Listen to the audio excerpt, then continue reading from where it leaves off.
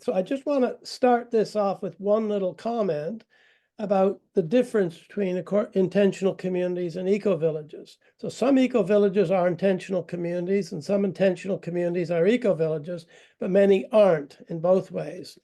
And so Daniel can perhaps explain to us a little bit what we mean by an eco-village, but also the Global Eco-Village Network that has been going for the last, well, 1995 it started, and which has been very, very productive, very successful. And there's some issues about what's going to happen in the future, and we'll hear first from Daniel about that. Daniel is known to many of us, I think, but he founded the Living Roots in 1995, bringing in programs in eco-villages across the world. Over 1,500 students have taken part in this and were transformed by their experiences. He left Living Roots in 2012 to start a new social venture called Earth Deeds, which offers online tools for individuals and groups to onset their unavoidable CO2 emissions and support meaningful sustainability projects. He's been a leading advocate for sustainability within international education. He's chaired the Sustainability Task Force for NAFSA, and he's co-founder and past board director of Gaia Foundation and has been president of the Global Eco-Village Network. He's also was director of education at Findhorn from 2022 to 3. And today he, among other things, he co-directs the FIC, Federation for Intentional Communities.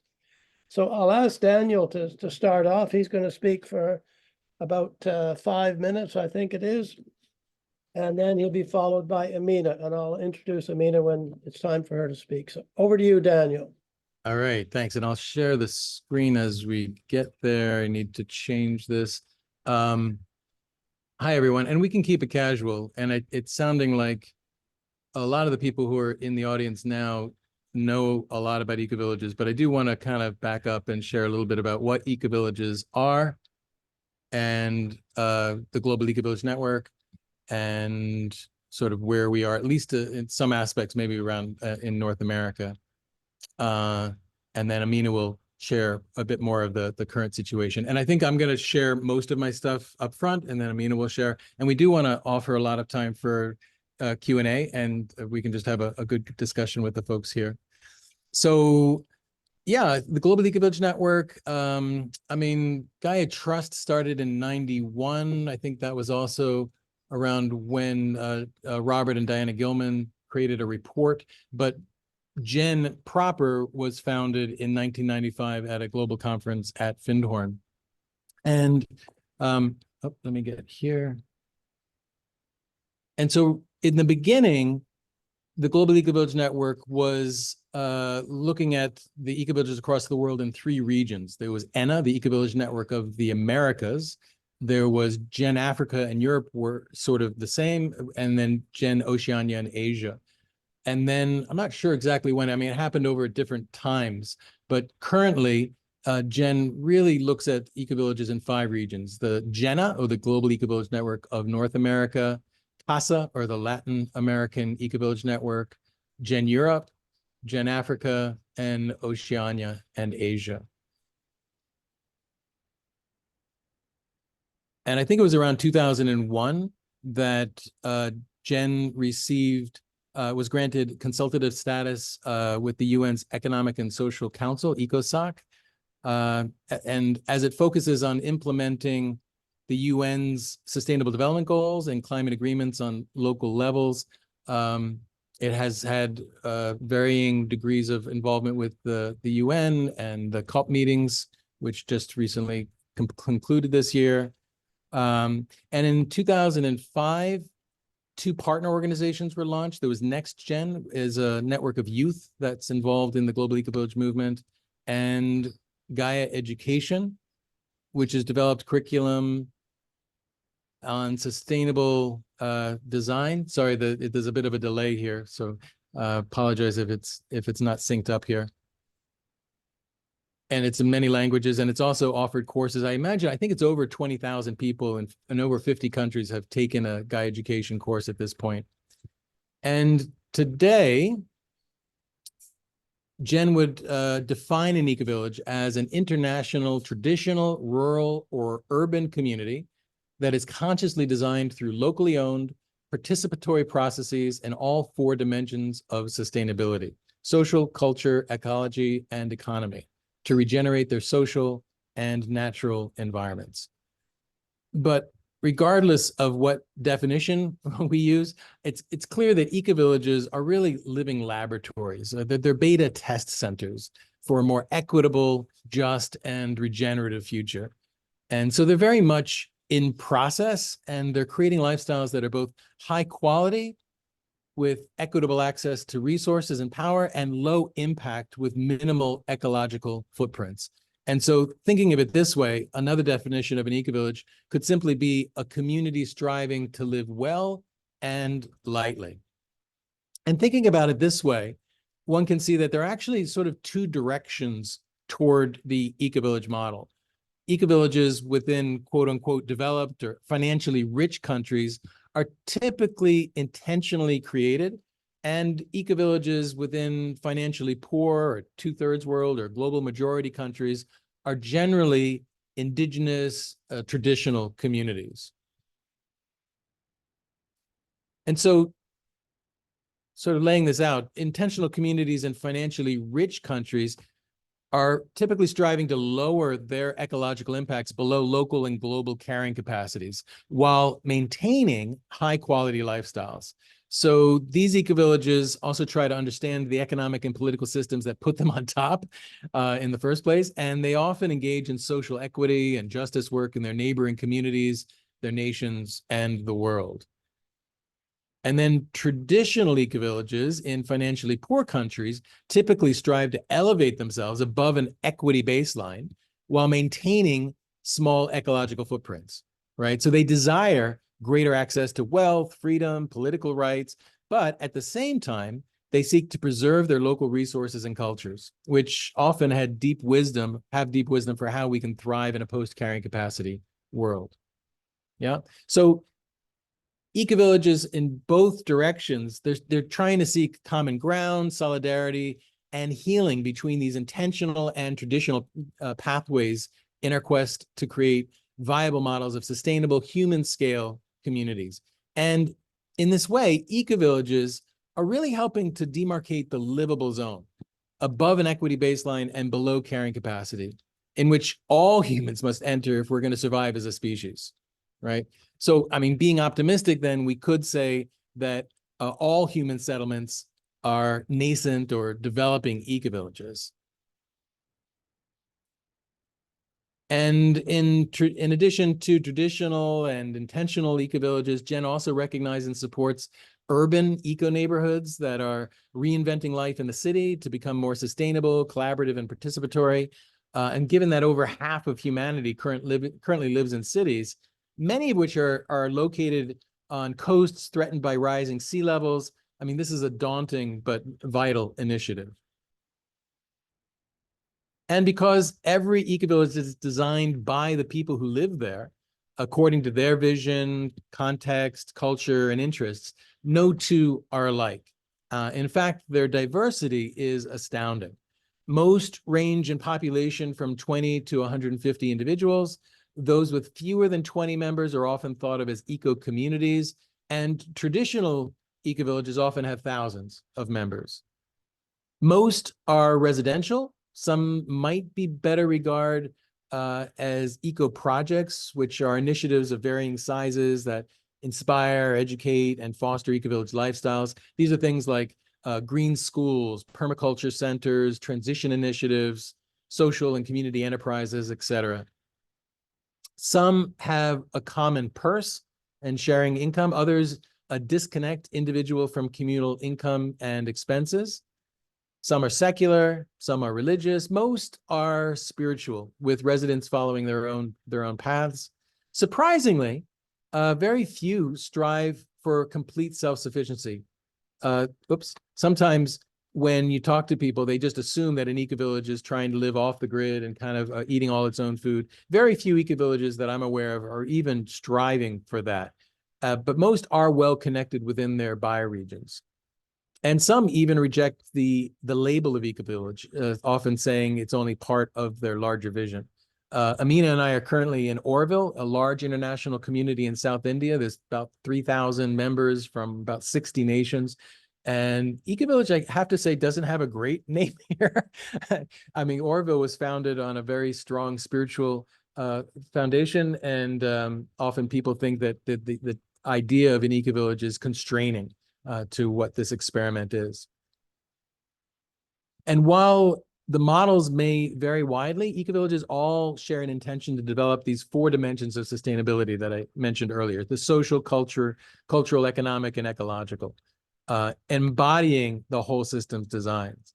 So, things in the social features, I think you might even be able to see my cursor, are things like responsive and inclusive decision-making, group facilitation, access to holistic education, healthcare for all ages, embracing cross-cultural diversity. Ecological features are appropriate technologies, renewable energy systems, organic agriculture, community-based food systems, habitat restoration, stewardship activities, and more. Cultural activities might be opportunities for individual and collective artistic expression and celebration, mindfulness practices such as meditation and yoga, and respecting cultural traditions that support human dignity.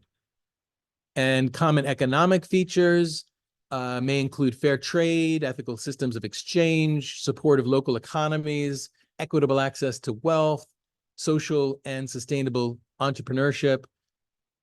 And then bringing all this together through whole systems design, ecovillages typically try to learn from nature. They build networks and alliances of mutual support. They honor traditional wisdom, as well as innovate new lifestyles and cultural stories.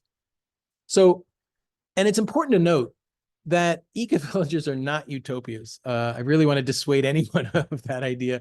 They're not heavens on earth. They're as any member of one or any member of any community can tell you, that these are real people like you and me. They're developing these unique communities, often under very difficult conditions. Common challenges of any communities can include inadequate financial or human resources, restrictive zoning, local fears, misconceptions, a lack of tools to deal with conflict, even language barriers. Like here in Orville, there's dozens of languages spoken, and the 3 primary ones are English, Tamil, and French. And so in a typical day, you can just sit somewhere and probably hear at least a dozen languages spoken. And ecovillages really encounter the same hurdles as any new businesses face, while at the same time building residences, decision-making structures, interpersonal relationships. It's hard work. So the ones that succeed are amazing. And in addition, I want to say, and this is a bit of a humbling thing, that it's easy to find more successful or more cutting-edge renewable energy facilities. And also more green buildings, organic farms, even decision-making processes outside of ecovillages. They're not typically cutting-edge technologies within ecovillages. These communities are unique and relevant not because of these individual components, but because they're really trying to put the pieces together into human scale communities, into holistic solutions that are greater than the sum of their parts. They're really creating new cultures, new stories about what it means to live in ways that not only sustain, but in fact regenerate the social and natural fabric of life. Okay, and so then talking a little bit more about Jen, this is moving forward. There's a long delay there. So if I push twice, it was going to go twice. So I just want to show a lot of pretty pictures over the years of different ways we've thought of organizing. This was one that kind of lasted for a long time, where we had the Gen International, which was sort of the organization of Gen. And then we had the board, and the board was made up of representatives from each of those regions plus Next Gen. And when I served as president from 2015 to 2019, I immediately recognized there was an inherent tension in that model, because the people who are representing their regions are really there to serve their networks. But as members of this board, their mandate was really to support this international organization. And sometimes doing so was at the cost of supporting their own regions.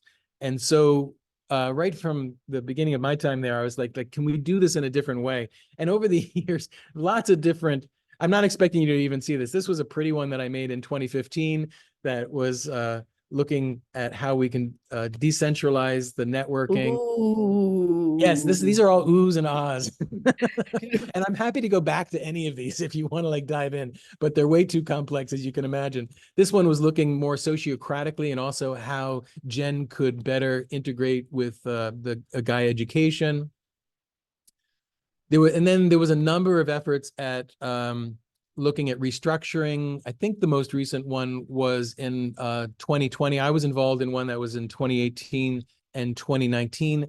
And here's a pretty picture that came out of that one. Looks a bit like a cell. But I do like how Gen is structured now. And so what we have is, and Amina can share more about this, but there's the board, and then the representatives from the different region come together in what's called the Network Stewards Council. And our main mandate is to support the regions. And so it feels a lot cleaner, it feels more coherent that we are aligned to why we came into the network, that our main mandate is to support the networks. And I also just want to say a few words about Gen North America. As I mentioned in the early days, Gen North America was actually ENA, the Eco-Village Network of the Americas. And then there was a number of reasons why Jenna had a hard time getting off the ground. One of them, well, the main one is that there was already a network in North America that many of you are familiar with called the Foundation for Intentional Community. It used to be known as the Fellowship for Intentional Community. And Bill, you mentioned federation. There's another thing called the Federation of Egalitarian Communities. So there's the FEC, FIC, there's lots of different acronyms. The FIC, the Foundation for Intentional Community, has been around for many years and has the largest directory of communities in North America. And it was basically fulfilling a lot of the functions that Jenna was trying to accomplish. So Jenna never really got going. And there was a number of efforts to like, how do we put those together?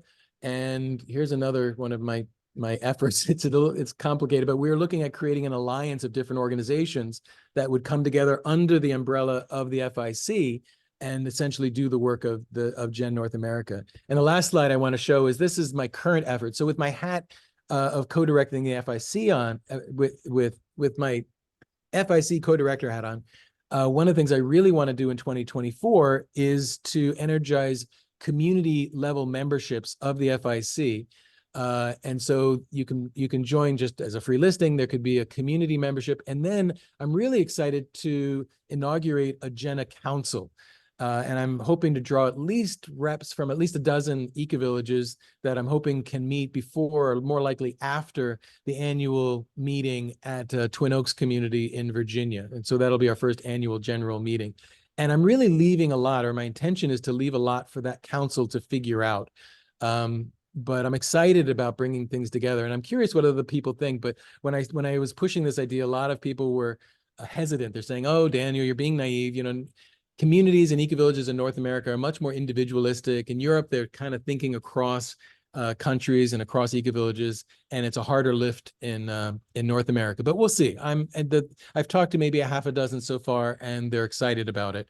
And so that's really where we stand. And at this point, I think I'm going to hand it back to Bill to introduce Amina. Yep. You'll say some things. Cool. And I'll stop my share. Briefly introduce Amina, just by saying that she's trustee and president of the Global Eco-Village Network. And she's also at the moment, of course, in India. And Amina is going to bring us up to speed a little bit about the current problems of Gen, because like every organization during COVID, the world changed. So I'll turn it over to Amina.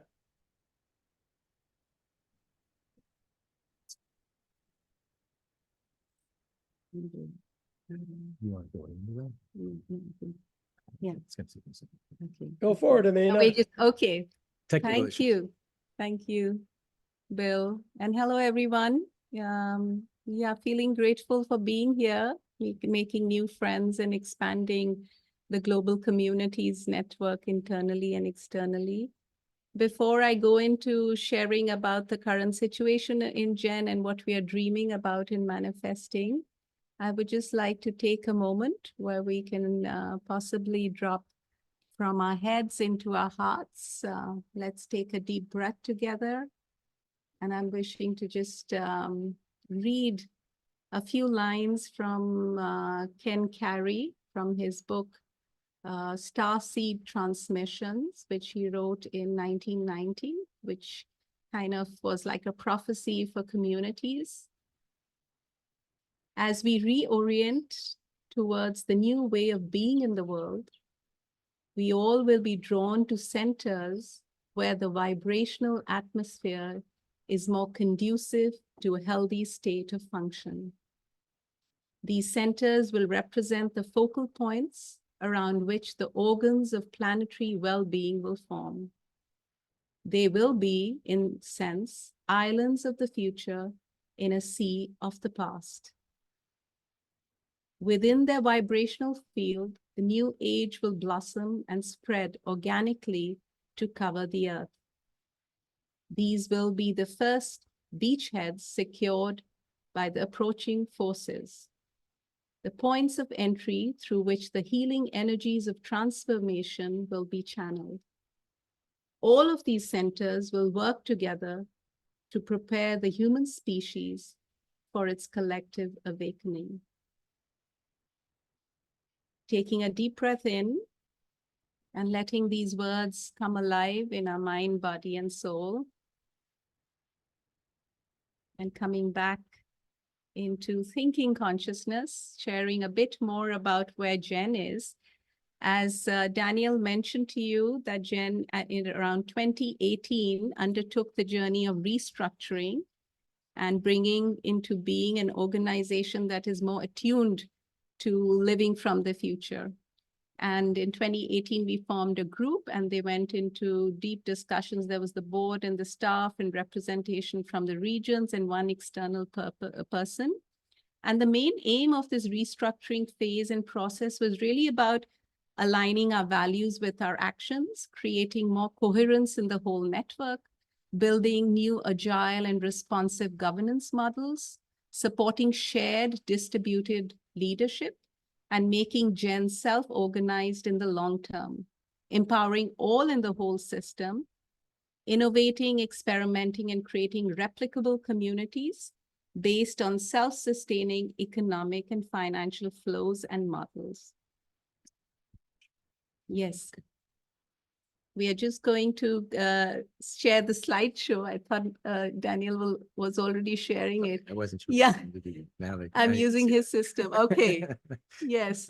So the recent evolution from about 2020 to 2024, I joined Gen in 2018, interestingly, when the restructuring and the revisioning and the redreaming had just started.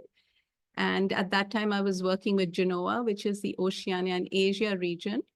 And I joined the Network Steward Circle in 2020 and then the board in 2021. So as I mentioned, these were our aims, was essentially to develop a more evolved system that is self-organized, distributed, and self-sustaining.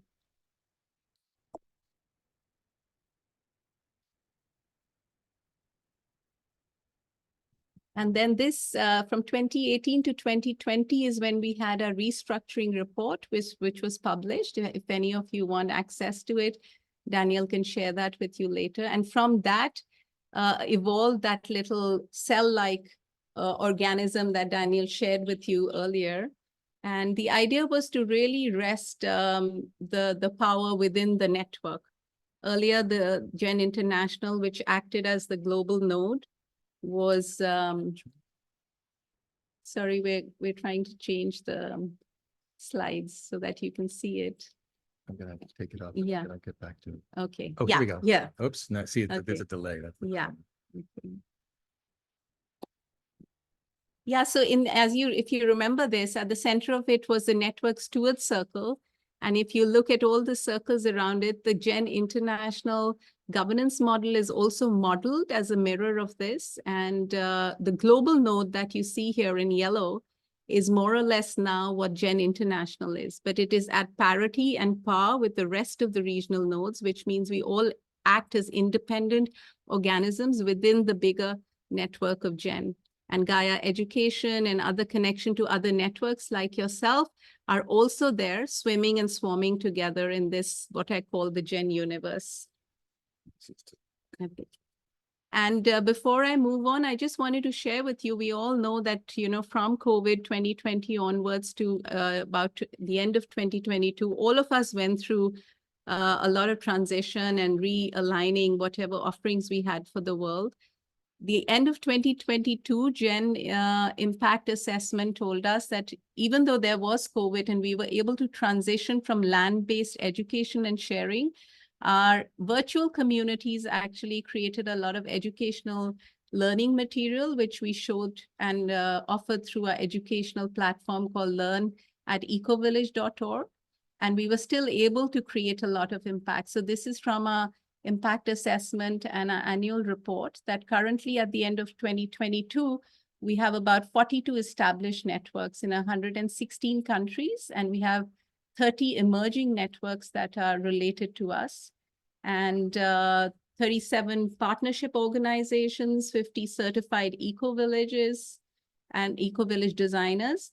And currently we have 1,043 communities that are mapped.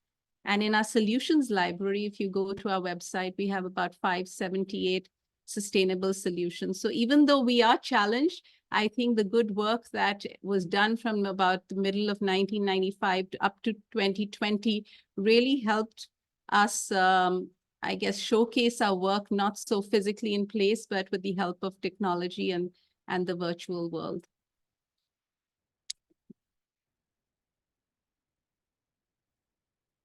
Yeah.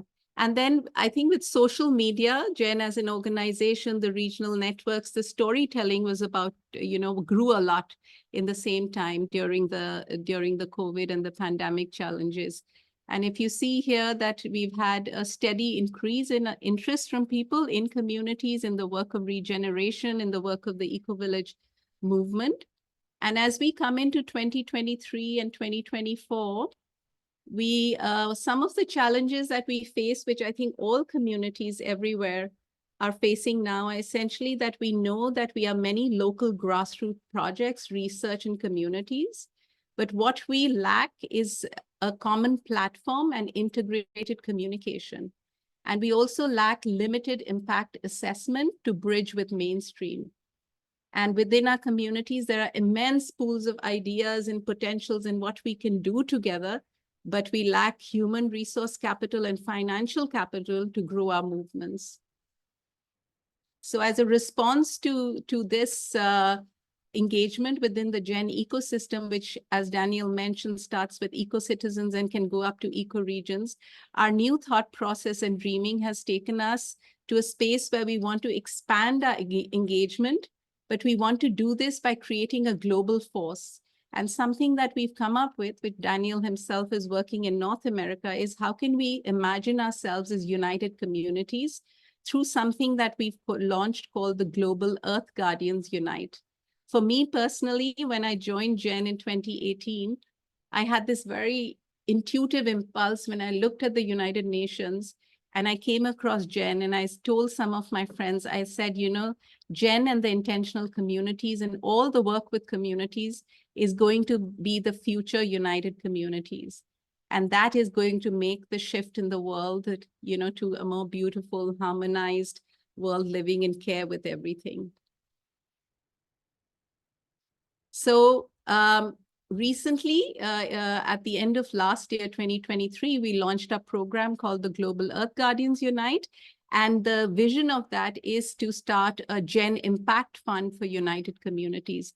This is to address our financial challenges that we have. We all know that in community life, we have a solo individual projects that have to pitch to organizations to get funding, and to other investors who might be interested in grassroots level movements. But we are dreaming here that how can Gen create an impact fund that can go into the future and start funding all grassroots level local work from the heart of the community. So this fund is a United Communities Fund. We're just calling it currently as a Gen Impact Fund, but it is iterative. And the more people who join the community, or as we call it, the community of practice of Global Earth Guardians, our call is really to build alliances across all divides, create partnerships for global goals, leverage scale and involve all stakeholders, and to scale something called the RDAs, which are the Regenerative Development Aims. It is research work done by Jen that, yes, we have the Sustainable Development Goals, which we've mapped in our communities with our impact assessment, which is a bit qualitative. But we also recognize that the languaging of the Sustainable Development Goals and the way they are encouraged to be implemented doesn't really work very optimally at community level. So we have a whole regenerative development aims, and we can share that whole document with you if any of you are interested in that. So coming back to creating this impact fund so that we can move beyond our challenges together as united communities. Currently within this year, our humble, I guess our humble dream is to raise 5 million.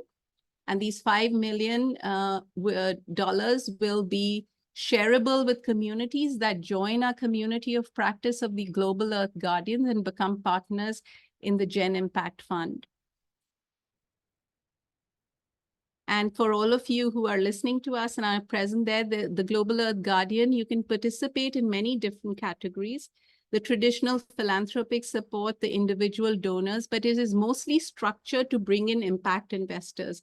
We recognize that all the work that communities and regeneration and sustainability has done over the last maybe, half a century is now becoming really valuable for the mainstream, and they're showing great eagerness to engage with us.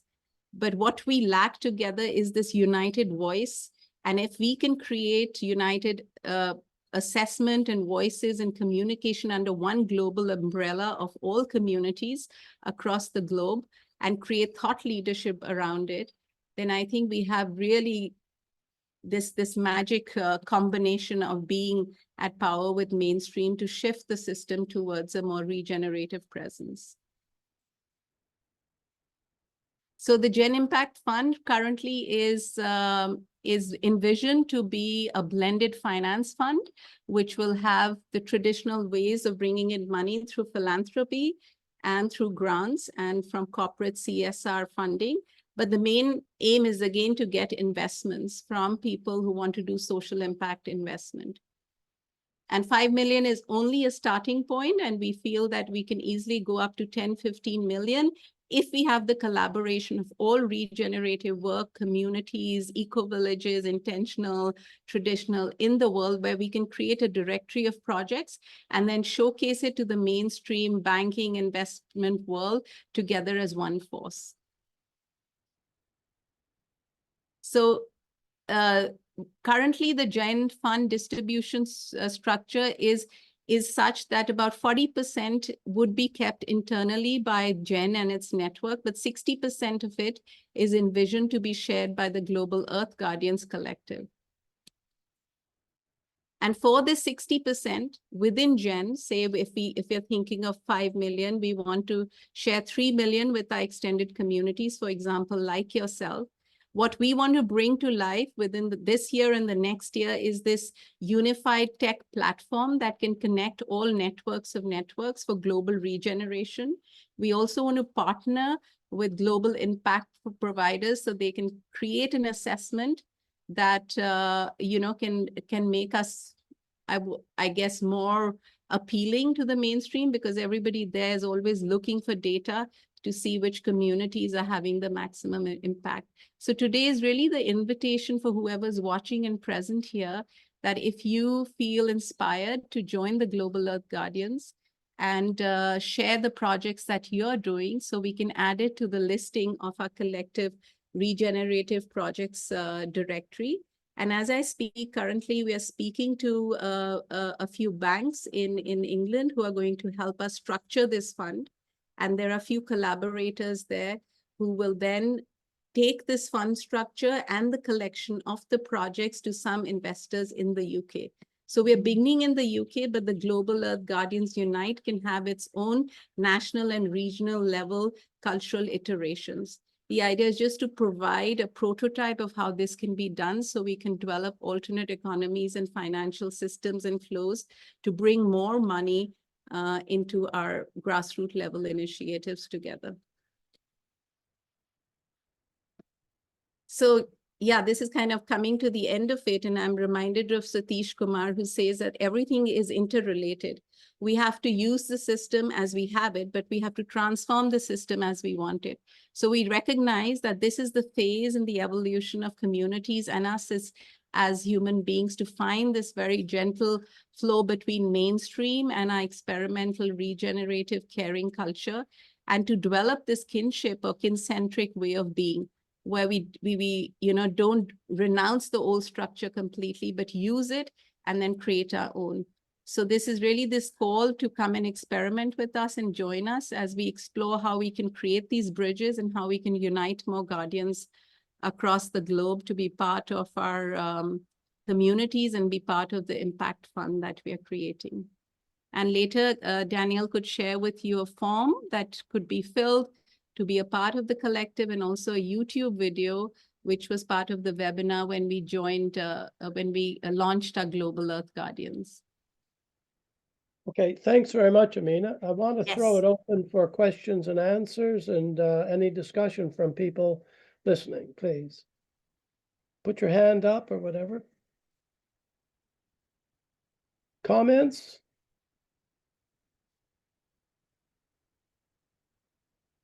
There might be some folks out there who want to add to what we said too. Or add to it? Betsy. Yeah, I've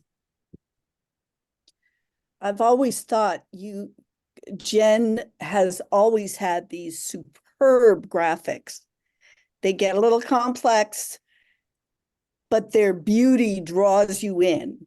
And that's a blessing that I don't, that others of us don't always have access to. I just appreciate it. That said, I come from a place of wanting to build and understand the bridges rather than, because I think of this, our role as a movement, somewhat internally focused. How do we build bridges with the rest of the world? And Jen has more of those in terms of relationships with political decision makers and boots on the ground allies.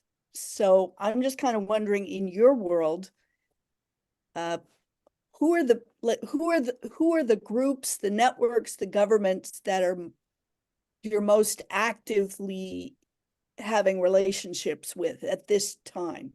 I mean, assuming, let's just say for now, Gen Europe, unless there's another one you want to mention, that's actively, you've got representatives and you're exchanging information in a two-way, hopefully in a two-way, exchanging resources. Did that make sense? I didn't plan the question, but it's like, yeah, who outside of your own very worthy networks, who are you building relationships with that you're most excited about creating a impactful change outside of Jen in the rest of the world, if we can call it that? The world is Jen, I know that. Daniel or Amina, who wants to respond to that? Yeah, I'm always really excited by that question, because the bridges are so important. And currently, we're within the Gen board, we've invited a lady called Mumta Ito. She's an international level lawyer. She's the founder of Nature's Rights, and she is working towards impacting policy change. And like you said, at government level, how can we make nature's rights be at the center of economic rights and also the rights of people? So she and some of the board members and other people in the network steward have already started to now discuss and design what would it take to reignite the work of GEN International, which is the global node in the UK. So as Daniel said, over the years, we've grown so fast and so swiftly that we have all these regions now, and everything is more about the regions, but we as board members also want to bring back focus that we are a Scottish charity. We are based out of the UK. How can we enhance our work with the more mainstream people in the UK and policymakers in the UK? And working closely with GEN Europe and, the EU Parliament and the government, and to see that what can come out of that dialogue. So I think Mumta, who joined us last month, is going to create some sort of a design where we can become a more powerful voice for policy and system change in the mainstream level. And another example I can give you from India is that currently we are looking at forming the GEN India network. And where Auroville is based, it's always been this balance or, dance between government initiative and the Aurovillians. And we are trying to see how what is being done at India level can be integrated so that rural villages within India, within the region of Tamil Nadu and Auroville, can benefit from the work of GEN. And how can we showcase that through we have something called the Eco Village Design Program, which is actually meant to support rural villages, which is different from our Eco Village Design Education. So I would say it's, one day at a time. There's a lot to do, but as I said, there's limited capacity of finances and human resources. So I think people like Daniel and myself, we meet people every day, and wherever we can connect and make that bridge in that moment, that feels good. Okay, we're Thank you. getting short of time. Does anybody else have comments or ideas? Vic? Hi, everybody. How you doing? Hey, Vic. My name is Vic Desatel, and I've been involved interactively looking globally at the community situation, what I call micro-community network. And I'm in the process of developing a fairly complex model for helping engage the micro-communities in this learning matrix. So I've got a lot of value to add from this model. I know Jen is developing one, and I'm trying to find sort of the doorways in to participate. So if you have any recommendations or suggestions, I'd like to offer what I am working on. I mean, with that, thanks. It sounds like you're in the US. Vic, are you in the US? I'm US, but I'm presently Findhorn. I've been working through some of the major ones. I've been to Damanhur, and now I'm in Findhorn looking at the grandmother micro-communities to see what the history is and how they can engage at a new level, especially because they're going through their own regen right now. And I remind people that in about an hour and a half, we have a session just looking at Findhorn. Great. Can I jump in? Yeah, Albert. Yeah, just to say, our experience working with the United Nations and with other international governmental bodies has been that it's kind of like learning a language, that there's a particular kind of format and vernacular that's used to describe what it is you're doing. And I think there's a lot of interest in the kinds of things that Jen could offer through the Impact Fund. I think it's a good strategy. I think that's Albert. Hmm. Bill, I see you moving Into that. Okay. I'm sorry, I'm in rural Mexico, so my internet connection is not the best. Did you get most of what I said? It was a good model, and I think then you cut off. I think it's a good model, but it's going to have to learn the language, and it's going to have to get into the heads of the people who are the actual impact investors, the philanthropists, and to see what it is they're after, what is the approach that they want to see, and then tailor the language, tailor the approach to be able to sync up that way. And that's what we did at the UN with our memorandums of understandings with various states and parties. And I think it can happen again with the Impact Fund. Absolutely. Yes, thank Thanks, you, Albert. Albert. Yeah, and thank you for offering your support when we were beginning to dream about this. Yeah. Any other comment, question, observations?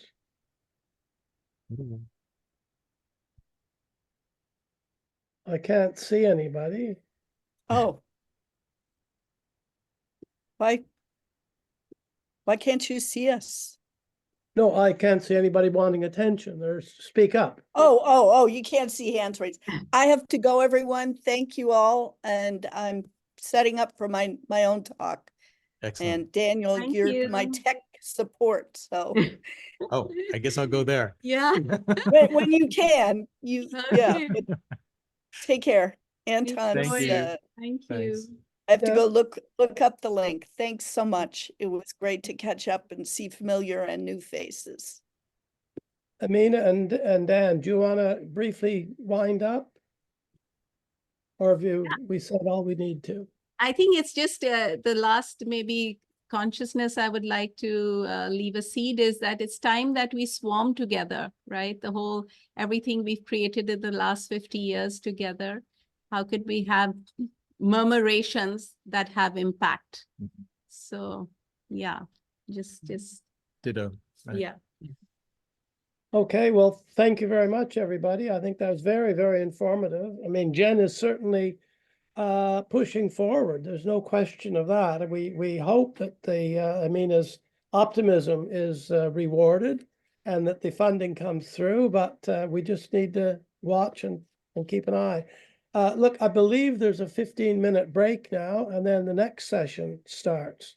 So thank you, everybody, for your time and your ability. And Thank you very much. Dinner. I don't know about Bye. everybody else. Take care, everyone. Bye. Thank Okay. you. Bye-bye. Bye. Bye-bye.